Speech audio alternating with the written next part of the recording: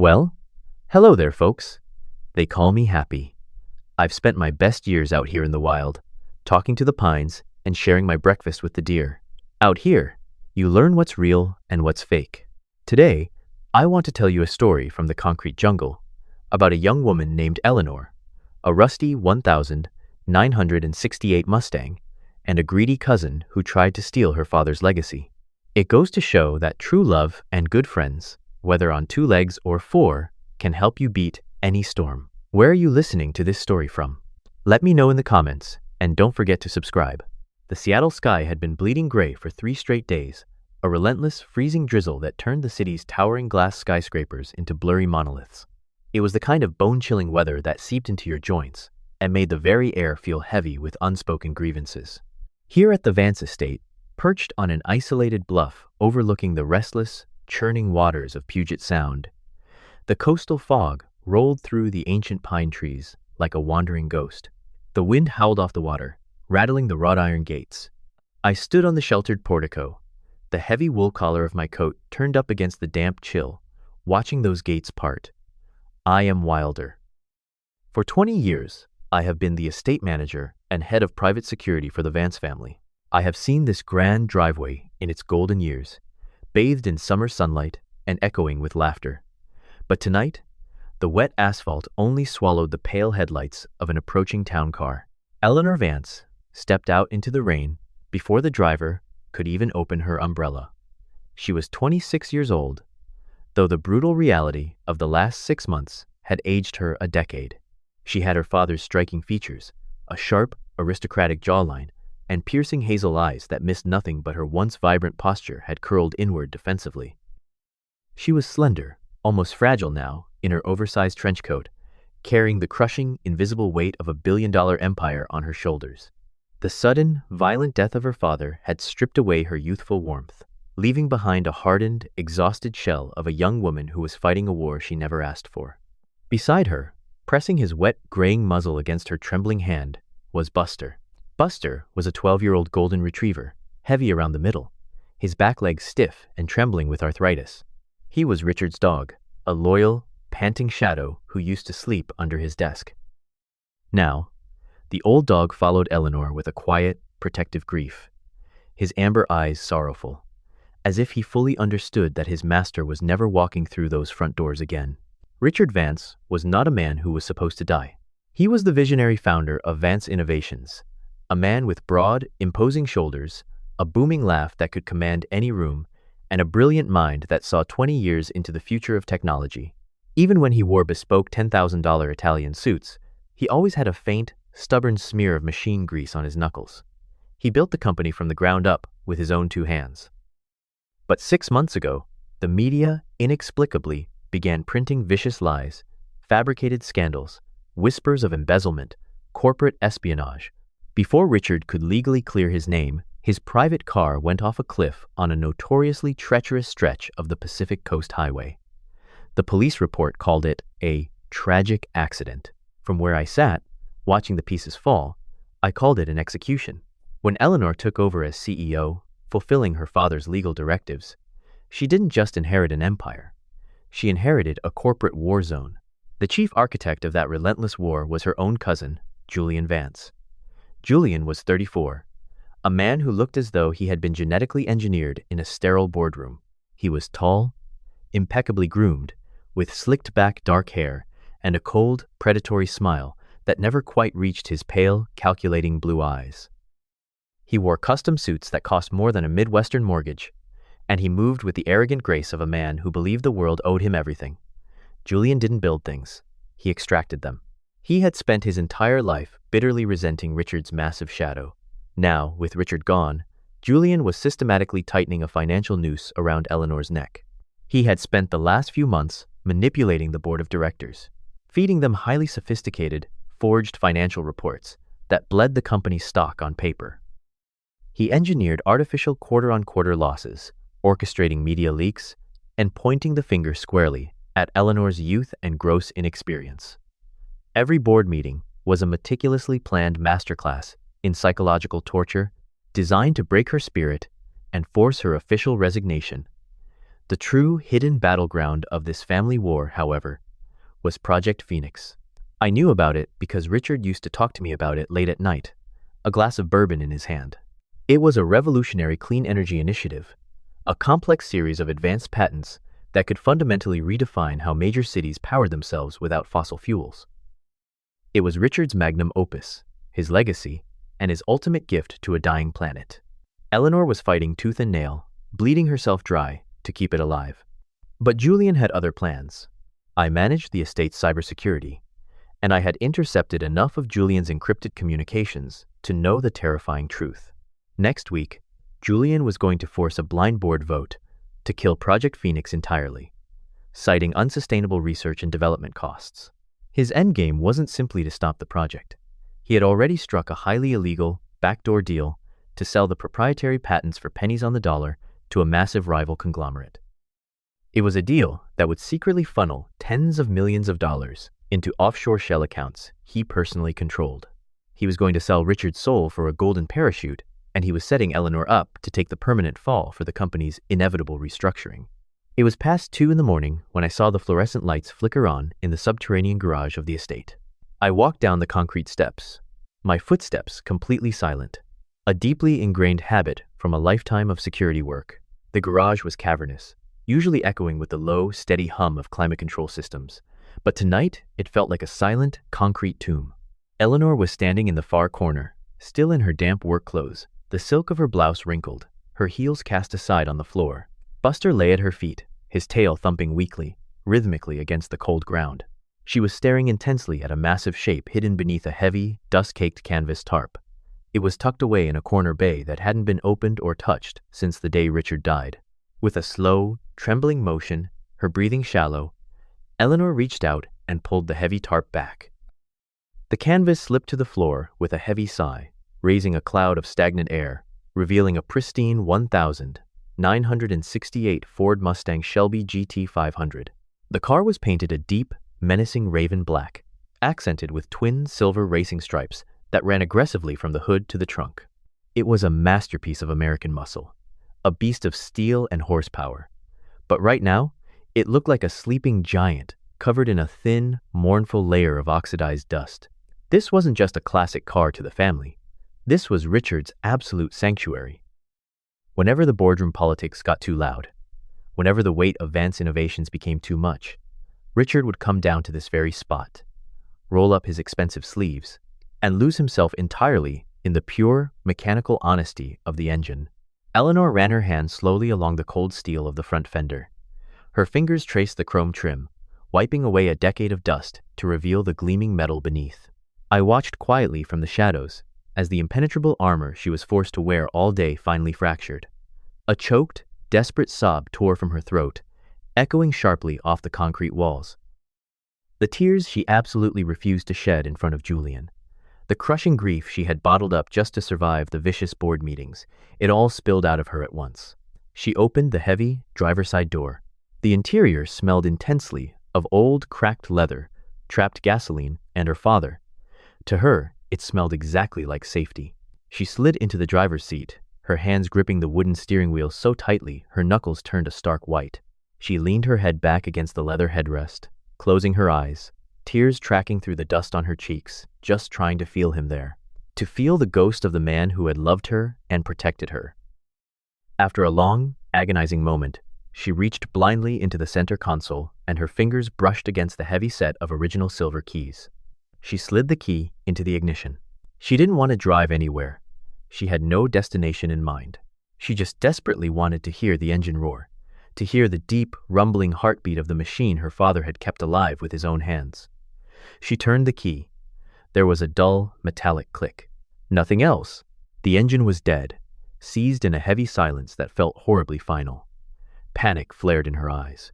She pumped the gas pedal frantically, turned the key again, harder this time, her breath coming in ragged, uneven gasps. Just another hollow click. The Shelby was as dead and silent as the man who had built it.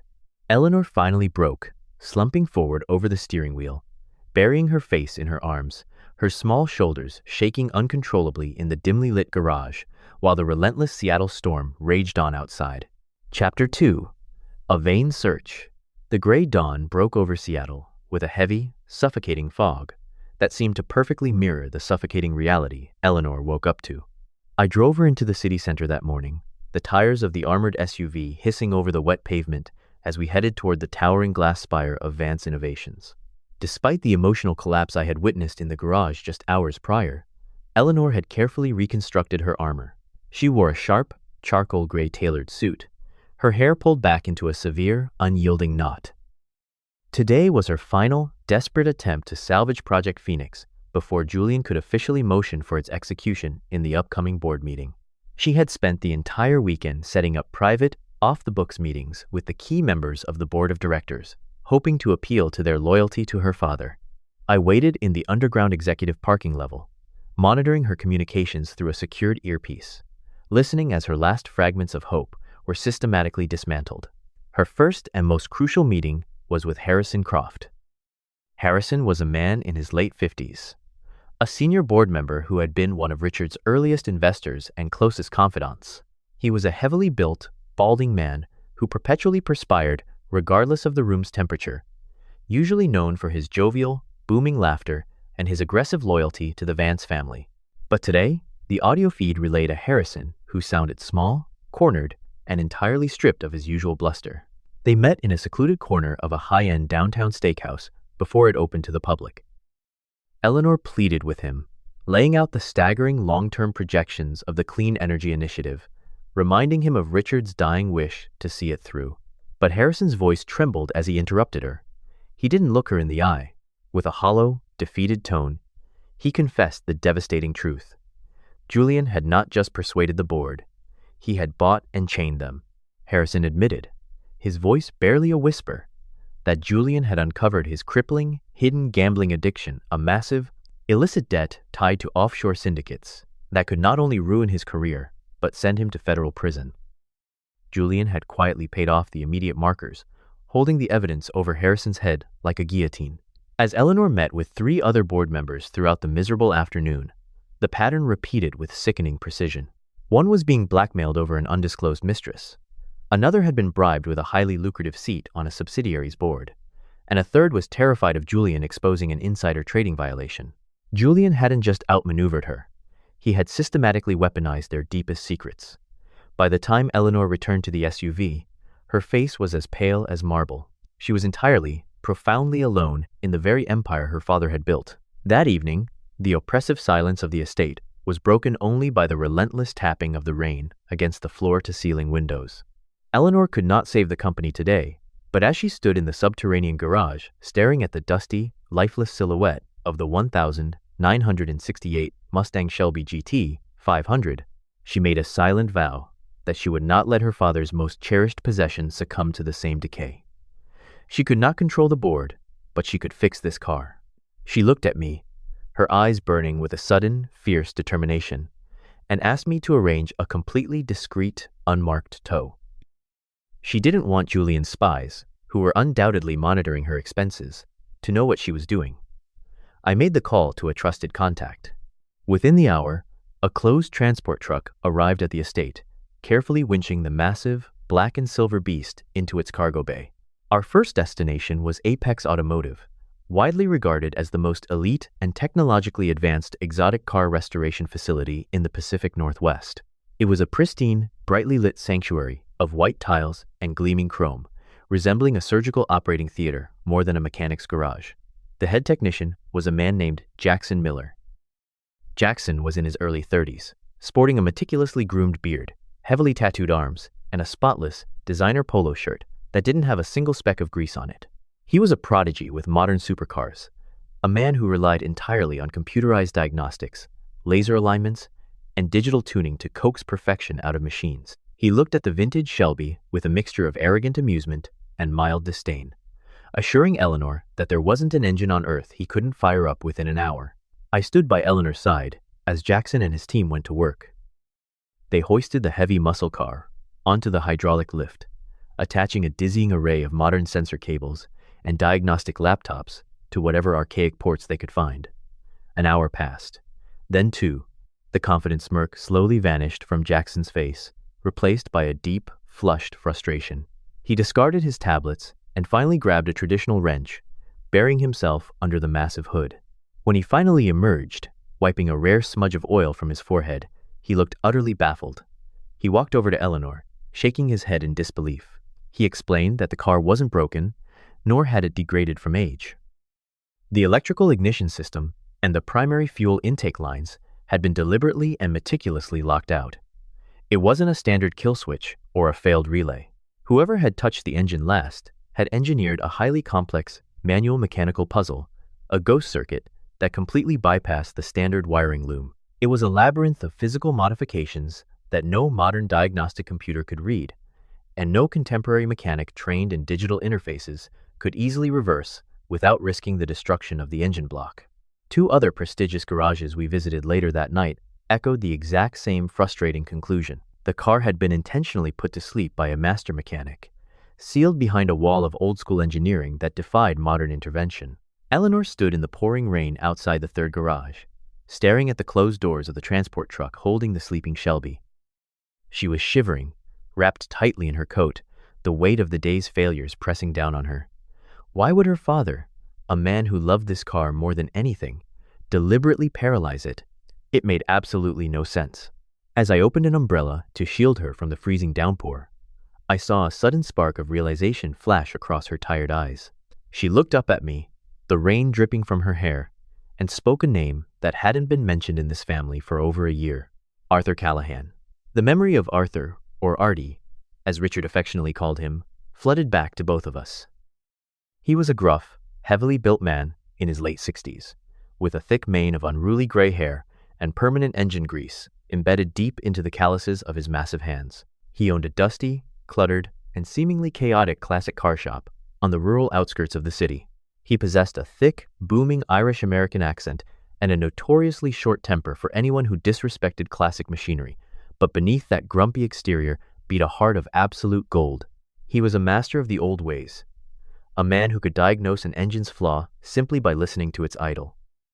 More importantly, he had been Richard's closest friend long before the billions of dollars and the glass skyscrapers existed. Whenever the Shelby needed care, Richard never took it to places like Apex Automotive. He took it to Artie, spending his weekends drinking cheap beer and talking about carburetors. Eleanor turned to me, her voice finally steady, cutting through the noise of the Seattle storm. She told me to tell the driver to head to the outskirts. They were taking the car to Artie.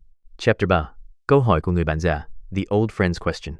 The drive to the rural edges of King County took nearly an hour, the slick, rain-swept highways gradually giving way to cracked, two-lane asphalt lined with towering, shadow-draped evergreens. The transport truck rumbled heavily ahead of our SUV, its taillights bleeding red into the relentless Seattle drizzle. We finally pulled into a gravel lot, illuminated by a single, flickering sodium lamp. This was Callahan's Classic Restorations. Unlike the sterile, hospital-like environment of Apex Automotive we had just left, Artie's garage was a gloriously chaotic testament to a bygone era of American muscle. The building was an old, corrugated steel hangar, its sides rusted by decades of coastal rain. Out front, a graveyard of cannibalized chassis and weathered engine blocks lay dormant under heavy tarps. As the transport truck hissed to a halt and began lowering its rear ramp, the heavy rolling door of the hangar rattled upward. Out stepped Artie Callahan, wiping his hands on a deeply stained shop rag. Artie was a mountain of a man in his late 60s, built like a retired heavyweight boxer who had traded the ring for the garage. He had a thick, unruly mane of steel gray hair and a deeply lined face that spoke of a lifetime spent squinting against welding sparks and engine smoke. He wore faded denim overalls over a thermal Henley, and his massive, calloused hands were permanently embedded with dark engine grease that no amount of scrubbing could ever truly remove. Despite his gruff, imposing physical presence, he had incredibly warm, crinkling blue eyes that revealed a fierce, Irish-American loyalty. He walked with a pronounced, heavy limp, the lingering result of a dropped transmission block a decade ago. But he carried himself with the absolute, unquestionable authority of a master craftsman in his own domain. Trailing sluggishly behind his heavy steel-toed boots was Barnaby, the garage's resident mouser. Barnaby was a remarkably fat, one-eared, orange tabby cat, probably pushing 14 years old, who looked at the modern world with an expression of profound, sleepy indifference before hopping up onto a stack of Goodyear tires to resume his nap. Artie stood completely still as the winch slowly lowered the dust-caked 1968 Mustang Shelby GT 500 onto the wet gravel. He didn't look at the car with the arrogant confusion of the city mechanics. He looked at it like he was greeting an old, cherished friend.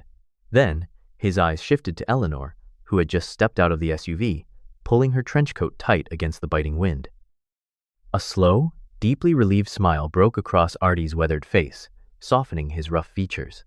He limped forward, completely ignoring the rain, and enveloped Eleanor in a massive, oil-scented bear hug that nearly lifted her off her feet. When he finally pulled back, he kept his heavy hands gently on her shoulders. His smile faded into a look of gentle, knowing reproach. "What took you so long to bring this car here, Ellie?" he asked, his voice a deep, gravelly rumble that barely carried over the storm. "I've been waiting for you for over a year." Eleanor stared at him, blinking away the rain and her own confusion. "A year? Artie, Dad died 6 months ago. The car was it wouldn't start. The mechanics in the city said someone locked it out on purpose." Artie let out a low, booming chuckle, shaking his head as he gestured for us to follow him inside the cavernous, warm interior of the garage. "Of course they couldn't start it. Those kids downtown plug a laptop into a dashboard and think they're mechanics. I built that ghost circuit myself, Ellie. I locked out the fuel lines and the ignition relay. I didn't do it to keep the car broken. I did it to make absolutely sure that when you finally needed answers, no one else could fix it but me. It was the only way to guarantee you'd end up standing right here in my shop." He walked over to a battered coffee machine sitting on top of a rusted toolbox, pouring 2 mugs of pitch-black coffee, handing one to Eleanor. I stood quietly near the entrance, leaning against the doorframe, watching the tension slowly drain from Eleanor's shoulders as the ambient heat of the garage thawed her freezing hands. Before addressing the car, Artie motioned for Eleanor to follow him toward the back of the shop. He pointed to a massive, heavily scarred wooden workbench situated under a hanging fluorescent shop light. The wood was deeply gouged, stained with decades of spilled motor oil, brake fluid, and the circular burn marks of forgotten cigarettes. "You look like you're carrying the whole damn world on your back, kid," Artie said softly, his blue eyes studying the dark circles under her eyes. "I hear the whispers. I know what your cousin Julian is trying to do to the company, and I know what he's trying to do to Project Phoenix." Eleanor looked down at her coffee mug, her voice trembling slightly. "I can't stop him, Artie." Julian bought the board. "They're going to vote to kill Phoenix next week and sell the patents. It's over." Artie slammed his heavy fist down on the wooden workbench, the sudden, violent sound making Barnaby the cat jump in his sleep. "It is not over, Ellie. Do you know what this bench is?" Eleanor looked at the stained wood, shaking her head. Artie traced a greasy finger along a deep gouge in the timber. "Your father didn't just come down here on weekends to turn wrenches and drink my beer. He came here to dream, away from the suits and the boardroom vultures. Project Phoenix wasn't born in some sterile, billion-dollar corporate laboratory, Ellie. It was born right here, on this very wood." Richard sat right where you're standing, wiping grease off his hands, sketching the very first thermodynamic algorithms and clean energy grid concepts on the back of my old, dirty auto parts invoices. He built the foundation of that project while I was rebuilding carburetors. He told me it was his apology to the world and his gift to you. Phoenix isn't just a corporate asset, Eleanor. It is your father's soul. I watched as the profound weight of Artie's words settled over Eleanor. The sheer exhaustion and defeat that had plagued her all day seemed to evaporate, replaced by a sudden, fiery intensity in her hazel eyes. The realization that her father had conceived his greatest legacy in this humble, grease-stained sanctuary ignited a fierce, unyielding strength within her. She stood a little taller, her jaw setting with a hardened resolve. She silently swore right then, in the dim light of the garage, that Julian would have to kill her before she ever let him sell her father's masterpiece to the highest bidder. Seeing the fire finally return to her eyes, Artie gave a satisfied, grim nod. "Good, now you're ready," he muttered. He didn't walk toward the Shelby. Instead, he stepped up to the wall directly behind the workbench, which was covered from floor to ceiling in a massive pegboard hanging hundreds of heavy steel wrenches and automotive tools. With a heavy grunt, Artie gripped the edge of the pegboard and pulled. The entire section of the wall swung outward on hidden, heavy-duty steel hinges, revealing a dark, recessed cavity behind the tools. Embedded in the concrete wall was a heavy, mechanical dial safe. Artie quickly spun the dial left, right, left the heavy tumblers clicking loudly in the quiet garage until the heavy steel door popped open. He reached inside and pulled out a battered, deeply worn leather briefcase, its edges frayed from years of use. He walked back to Eleanor, the immense weight of the moment hanging heavy in the air, and placed the worn leather briefcase gently onto the scarred wooden workbench. He looked her dead in the eye, his voice dropping to a solemn, reverent whisper.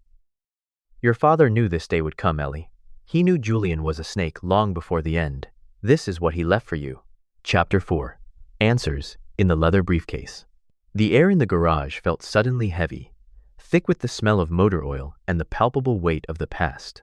Eleanor stared at the worn leather briefcase resting on the scarred wooden workbench, her hands trembling slightly as she reached out to undo the tarnished brass latches.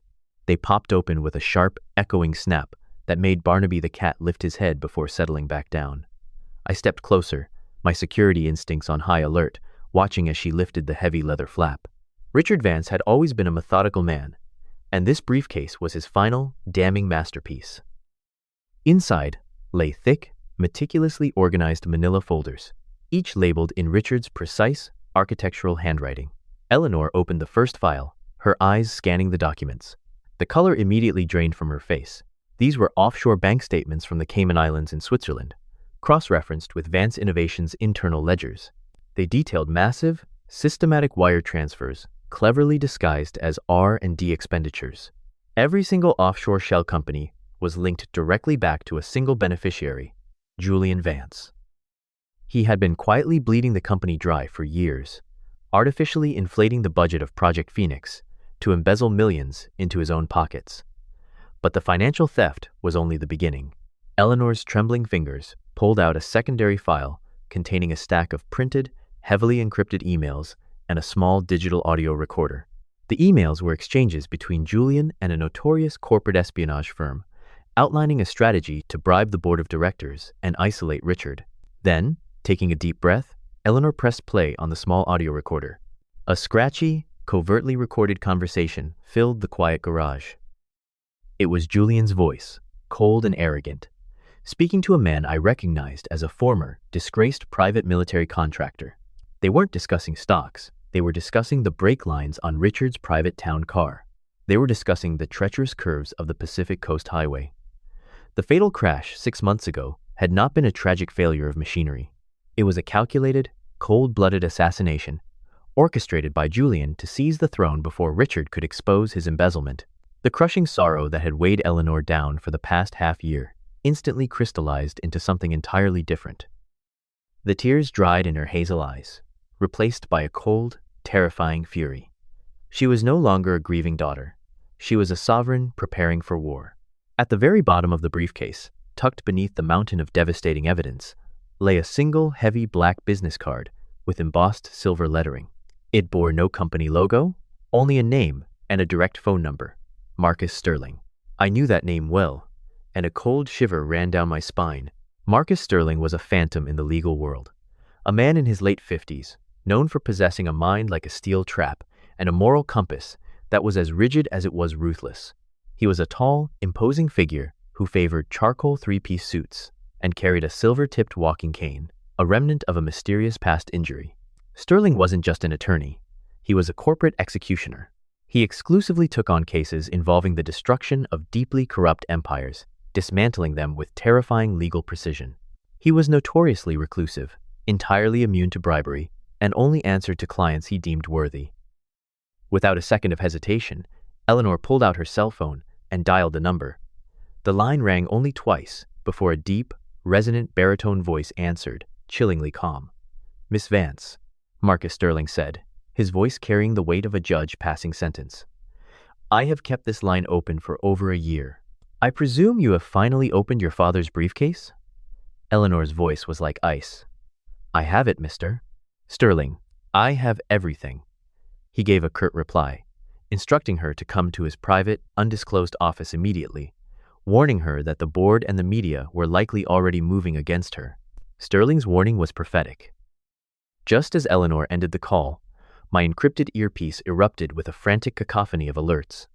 My secondary phone buzzed violently with breaking news notifications from Bloomberg and CNBC.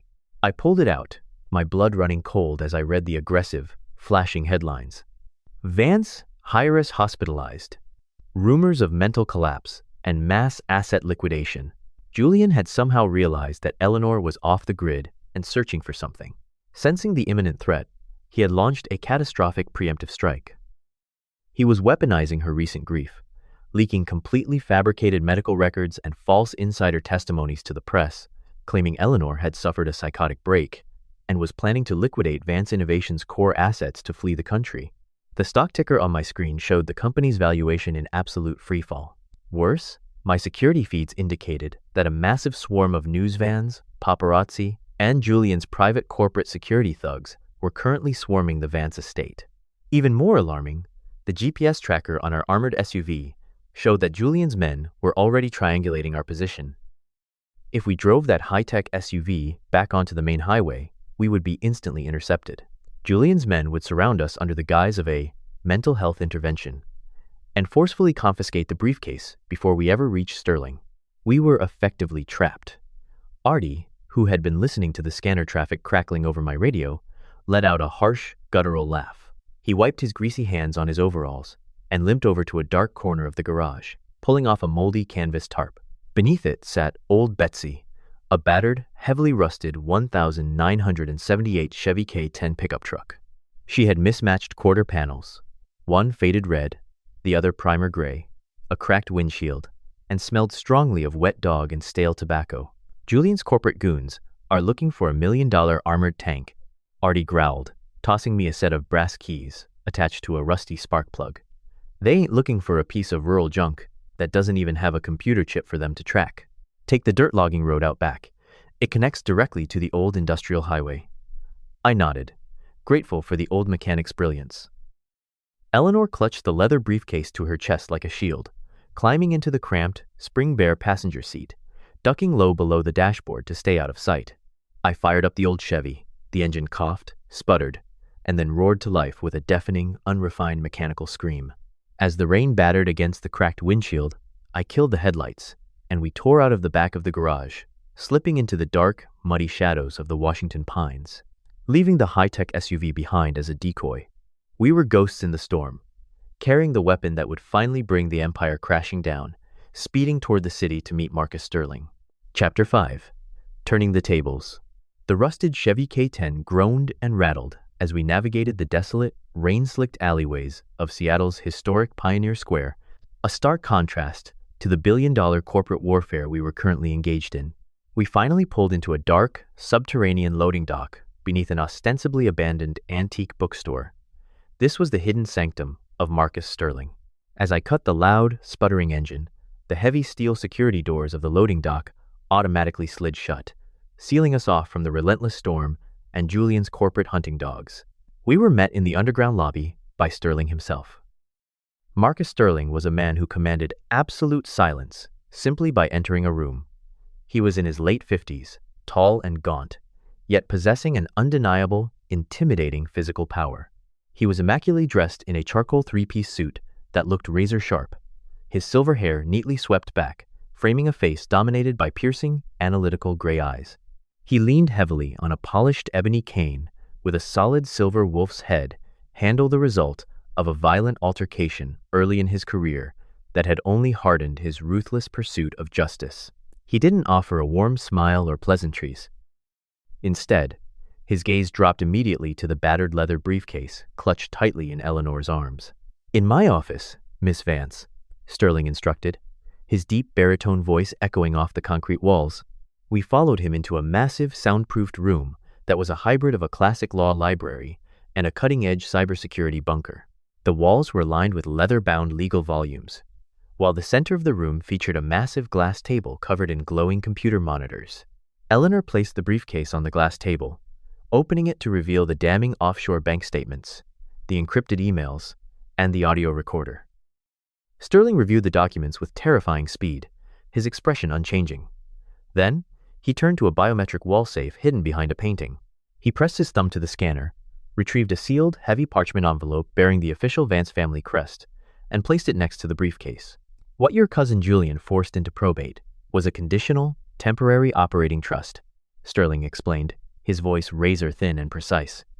Your father was fully aware that Julian had poisoned the board of directors. Richard knew that if he simply handed you the company outright, Julian's loyalists would immediately block your confirmation and tie you up in decades of litigation. So, Richard created a dead man's switch. This is his true, legally binding will. Sterling broke the wax seal and laid the document flat. It contains a highly classified contingency known as the briefcase clause.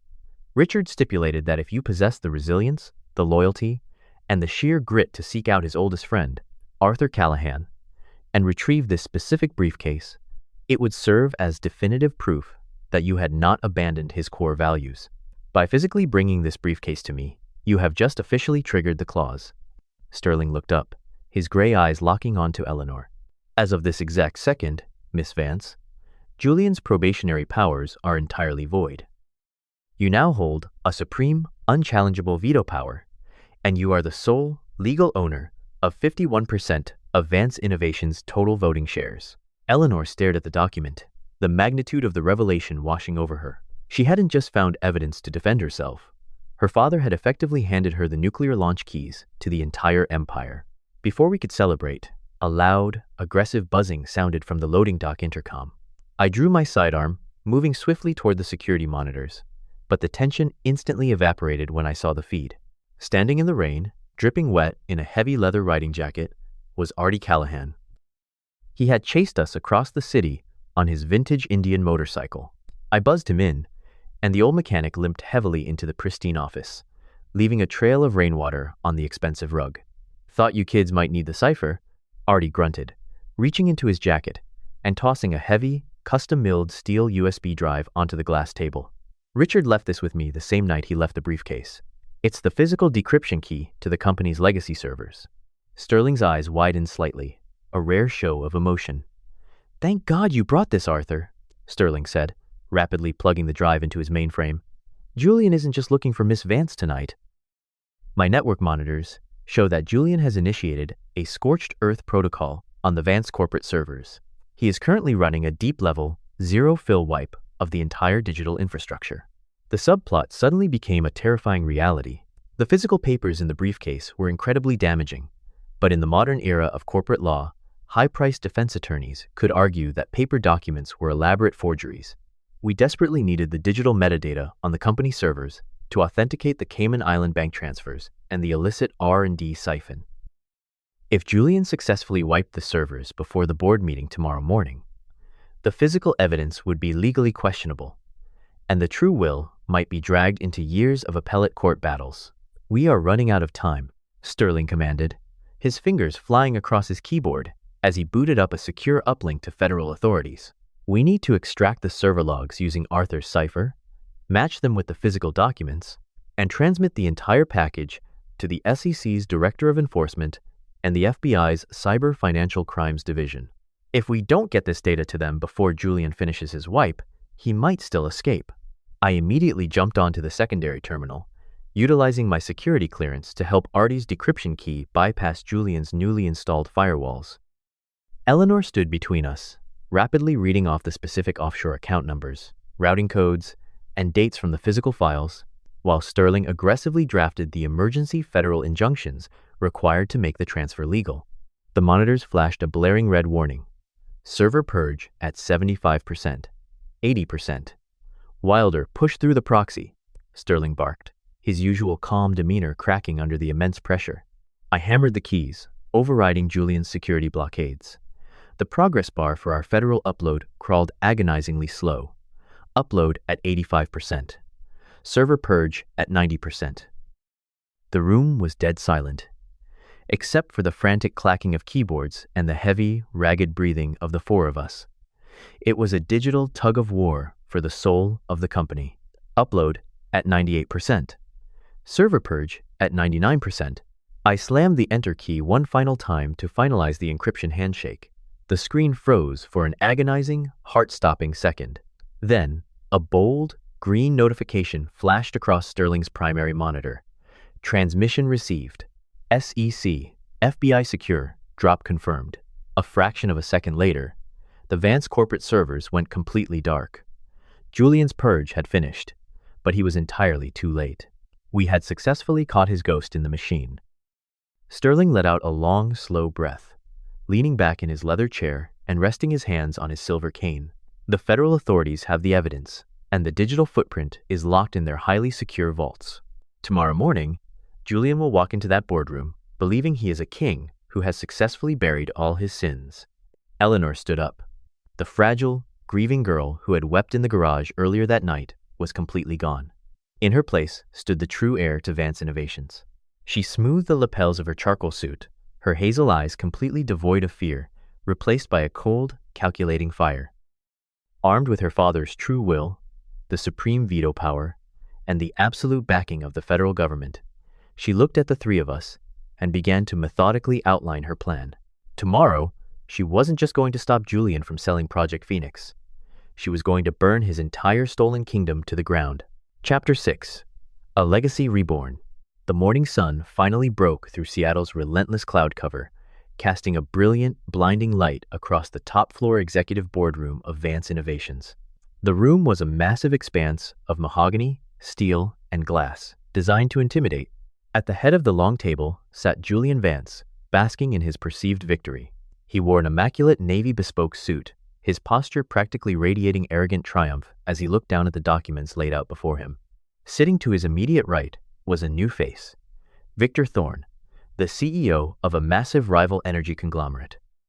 Thorne was a man in his late 60s, impossibly thin, with a sharp, skeletal face and cold, reptilian green eyes behind frameless spectacles. He possessed the aristocratic, untouchable demeanor of a man born into extreme wealth, viewing the destruction and acquisition of rival companies merely as a casual blood sport. Across the table sat Harrison Croft and the rest of the board of directors, looking thoroughly broken, their eyes fixed on the table to avoid looking at the legacy they were about to betray. Julian tapped his expensive fountain pen against the mahogany. Since my cousin Eleanor has proven herself mentally unfit and is currently absent, I officially call this emergency session to order, Julian announced, his voice dripping with faux sympathy. I motion for her immediate and permanent removal as CEO, and the immediate sale and liquidation of the intellectual property known as Project Phoenix to Mr. Thorne's holding company. All those in favor? Harrison Croft and the blackmailed board members slowly, shamefully raised their hands. Julian smiled a wolfish grin and handed the pen to Thorne. Before the ink could even touch the paper, the heavy oak doors of the boardroom were thrown open with a violent crash. I walked in first, stepping deliberately into the room and positioning myself between Julian's private security detail and the doorway, my hand resting casually near my holstered sidearm. A second later, Eleanor Vance strode in. She was no longer the fragile, grieving girl who had wept in the garage. She wore her charcoal suit like a suit of armor, her head held high, her hazel eyes blazing with an unstoppable, terrifying authority. Flanking her left side was the imposing figure of Marcus Sterling, his silver wolf's head cane tapping a rhythmic, impending doom against the hardwood floor. On her right was someone entirely unexpected, FBI Special Agent in Charge, Sarah Jenkins. Jenkins was a formidable, no-nonsense woman in her mid-40s, her dark hair pulled back into a severe, uncompromising bun. She wore a functional navy windbreaker over a dark suit, and her sharp, observant brown eyes scanned the room with the practiced intensity of a veteran who had spent 2 decades dismantling corrupt Wall Street cartels. She had absolutely no patience for corporate posturing, and her hand rested securely on a thick stack of manila folders. "You are trespassing," Julian spat, standing up so fast his chair tipped backward. He pointed a trembling finger at Eleanor. "Security, remove her immediately. She's having an episode." The security guards took half a step forward before I fixed them with a dead-eyed stare that stopped them cold in their tracks. Eleanor walked straight to the head of the table, looking at Julian with absolute disgust. "I am not trespassing, Julian," she said, her voice echoing clearly across the silent room. "I own this building." Marcus Sterling stepped forward, taking the sealed parchment envelope from his breast pocket. He slammed Richard Vance's true, legally binding will onto the center of the table. "Julian Vance, your probationary powers as acting director are hereby rendered null and void, Sterling's deep baritone voice boomed. Under the stipulations of the briefcase clause, Miss Eleanor Vance has successfully executed her father's final directive. She is now the unchallengeable possessor of 51% of the voting shares of Vance Innovations. Your vote to sell Project Phoenix is overruled, and you are officially terminated. Victor Thorne stood up, his face flushing with anger. This is a farce. We have a verbal agreement. I will tie this company up in litigation for a decade. Sterling didn't even look at him. Mr. Thorne, if you do not vacate this building in 30 seconds, I will personally see to it that you are indicted for conspiracy to commit corporate espionage. Thorne looked at the documents, then at the FBI agent, and swiftly stormed out of the room without another word. Julian's face was completely drained of color. This is a forgery, he stammered, sweat finally breaking out on his pristine forehead. You have no proof of anything. That was when Special Agent Sarah Jenkins stepped forward. She dropped the heavy folders onto the table, the offshore bank statements, and the transcribed audio logs spilling out for the entire board to see. Julian Vance, Jenkins said, her voice sharp as glass. I have matching digital server logs and offshore wire transfers confirming the embezzlement of $42 million. I also have a verified audio recording of you orchestrating the assassination of Richard Vance. You are under arrest for corporate fraud, grand larceny, and conspiracy to commit murder.